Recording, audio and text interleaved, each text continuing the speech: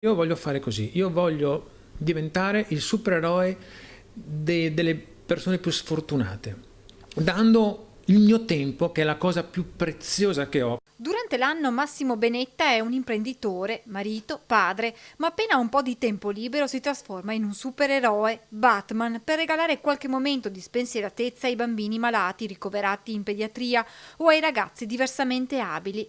Il costume da Batman, personaggio preferito dal figlio, per prima volta Benetta lo indossa ad un convegno, poi a Monza, durante un'iniziativa rivolta a persone disabili. Sono tornato a casa molto stanco, però tutti i loro sorrisi, tutto il loro amore che mi hanno trasferito, a me mi ha arricchito molto. Da quel giorno, smessi i panni del manager, Benetta indossa maschera e mantello e a bordo della sua Lamborghini arriva negli ospedali, a volte insieme ad altri supereroi con un unico obiettivo: regalare un sorriso ai piccoli pazienti e ai loro genitori. Voglio lasciare un segno, quindi voglio che loro sorridano quel poco, anche se io entro nella loro stanza, mi guardano così, sorridono per qualche secondo, quell'immagine per loro rimarrà per un sacco di tempo.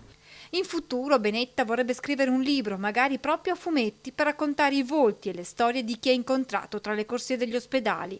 Il suo impegno però va oltre: smuovere le coscienze, far sentire i bimbi malati e le loro famiglie meno soli. Voglio essere un po' il paladino, le persone hanno bisogno anche di affidarsi a qualcuno, anche se è terreno, che io non sono nessuno, però hanno bisogno di credere che ci sia qualcuno che possa fare qualcosa, e quindi lo faccio per loro, faccio per i bimbi, per le persone malate, per loro, per i genitori.